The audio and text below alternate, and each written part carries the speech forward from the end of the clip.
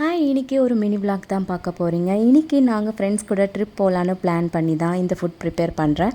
சப்பாத்தியும் chicken குருமாவும் ready பண்ணிகிட்டு இருக்கேன். இப்போ மணி பார்த்திங்கன்னா ஒரு 5 மணி ஆகுது. இன்றைக்கி சண்டே மார்னிங். ஷார்ப்பாக 7க்குலாம் வெயில் வரதுக்கு முன்னாடி கிளம்புறதுக்காகவே ஏர்லி மார்னிங்கே எழுந்து ஃபுட்டெல்லாம் பேக் பண்ணிகிட்டு இருந்தேன். அப்படி எங்கே தான் போகிறீங்கன்னு யோசிக்கிறீங்களா?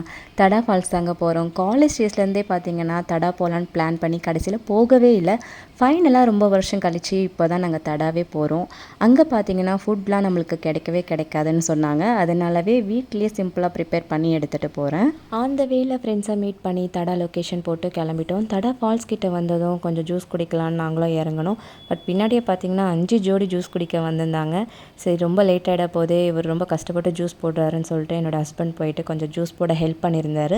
ஃபைனலாக நாங்கள் எல்லாருமே ஜூஸ் குடிச்சிட்டு அங்கேருந்து கிளம்பிட்டோம். தடா ஃபால்ஸோட என்ட்ரன்ஸே இதுதான், நல்லா பார்த்துக்கோங்க. இதுக்கப்புறமா உள்ளே போயிட்டு பைக்குக்கும் நம்மளுக்கும் அமௌண்ட் பே பண்ணிவிட்டு இந்த பைக் எடுத்துகிட்டு 1 கிலோமீட்டர் உள்ளே போகணும் ஃபால்ஸ் கிட்ட. அங்கே வந்து வெளியில் பைக்கை வந்து பார்க் பண்ணிடலாம். அதுக்கப்புறமா இதோட என்ட்ரி பார்த்திங்கன்னா இந்த பிரிட்ஜ் தான். இந்த பிரிட்ஜை வந்து தாண்டி இறங்கி நம்ம போயிட்டே இருக்கலாம். போயிட்டே இருந்தோன்னா உடனே ஃபால்ஸ்லாம் வராது, அப்படியே போயிட்டே இருக்கணும். போக போக தான் ரொம்ப எக்ஸைட்டிங்காக இருக்கும். நம்மளே தான் கண்டுபிடிச்சி இந்த வாட்டர் இருக்கிற பிளேஸுக்கெல்லாம் போக முடியும். எங்களுக்கு இந்த எக்ஸ்பீரியன்ஸ்லாம் எப்படி இருந்துச்சுன்னு பார்த்தீங்கன்னா குணா கேவ் மாதிரியே இருந்துச்சு. என்னோடய பையன் பார்த்திங்கன்னா 2-3 பிளேஸில் சுபாஷேன்னு கற்றுட்டே தான் வந்தான். அந்த அளவுக்கு குணா கேவ் மாதிரி ஃபீல் பண்ண வச்சது இந்த பிளேஸ். இந்த குணா கேவ் மாதிரி இருக்கிற இந்த பிளேஸை கொஞ்சம் நேரம் நல்லா ரசிச்சுட்டு நல்லா டைம் ஸ்பெண்ட் பண்ணிவிட்டு இதுக்கப்புறமா நாங்கள் ஒரு பிளேஸை வந்து கண்டுபிடிச்சி அந்த இடத்துக்குமே நாங்கள் போயிட்டு நல்லா இங்கே ரொம்ப நேரம் நாங்கள் வந்து டைம் ஸ்பெண்ட் பண்ணி விளையாடிட்டு இருந்தோம். அடிக்கிற வெயிலில் தண்ணி ரொம்ப சூடாக இருக்கும்னு தான் நினச்சோம். பட் பரவாயில்ல, கம்ப்ளீட்டாக சில்லுன்னு இருந்துச்சு. வெயிலில் நடந்து போனதுனால நம்ம இந்த சில்லுன்னு தண்ணியில் விளையாட ரொம்ப ஜாலியாக இருந்துச்சு.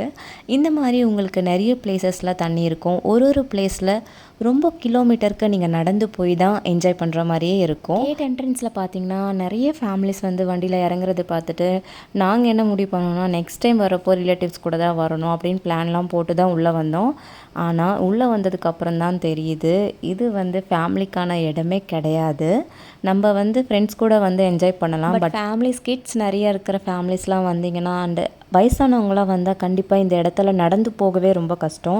நிறைய கல்லுலாம் இருக்கும். அந்த கல் மேலே தான் நம்ம நடந்து நம்ம இந்த பிளேஸ்க்கே என்ஜாய் பண்ணுற மாதிரி இருக்கும். கரெக்டாக நாங்கள் போன அன்றைக்கி தான் சில ஃபேமிலி மெம்பர்ஸ்லாம் நிறைய பேர் வந்திருந்தாங்க. அந்த ஃபேமிலி மெம்பர்ஸில் பார்த்திங்கன்னா 2 கிட்ஸ் வந்து மிஸ் ஆகிட்டாங்க. தேடிட்டு ரொம்ப கஷ்டப்பட்டுட்டு இருந்தாங்க. அண்ட் கிலோமீட்டர் கணக்கில் தாண்டி போய் தான் நம்ம இந்த என்ஜாய்மெண்ட்டே தேடணும். இந்த பிளேஸ்க்கு ஃபேமிலி கூட இல்லாமல் ஃப்ரெண்ட்ஸ் கூட போய் தாராளமாக என்ஜாய் பண்ணிக்கலாம். பரவாயில்ல, போகலான்னு நினச்சிங்கன்னா தடை என்ட்ரன்ஸ்லேயே சின்ன சின்ன தண்ணி பிளேஸ்லாம் இருக்குது. நீங்கள் அங்கேயே கூட என்ஜாய் பண்ணிவிட்டு ரிட்டர்ன் போயிடலாம். அதுவே நல்லது தான்.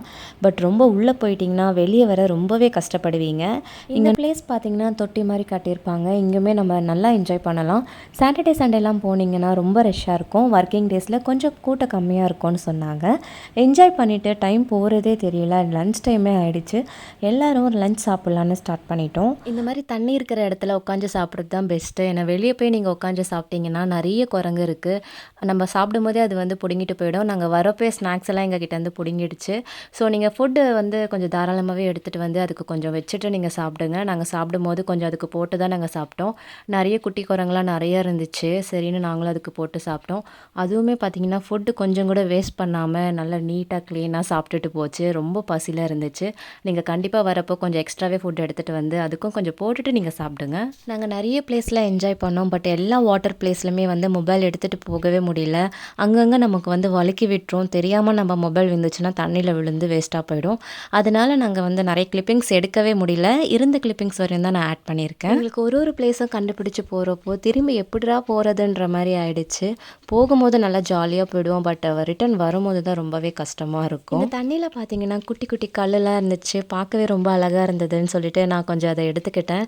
செடியிலலாம் வச்சு டெக்கரேட் பண்ண சூப்பராக இருக்கும்னு எடுத்துக்கிட்டேன். மணி பார்த்திங்கன்னா இங்கேயே 4 ஆகிடுச்சு. நாங்கள் வீட்டுக்கு போகிறப்போ ஆரம்பாக்கம் மாம்பழம் வாங்கிட்டு போகலான்னு நாங்களே வெளிச்சத்தோட வீட்டுக்கு கிளம்பிட்டோம். போகிறப்போ ரொம்ப டயர்டாக இருக்கிறதுனால எந்த கிளிப்பிங்குமே எடுக்கலை. எங்களோட இந்த ட்ரிப் vlog ஃபுல்லாக பார்த்ததுக்காக ரொம்பவே தேங்க்ஸ்.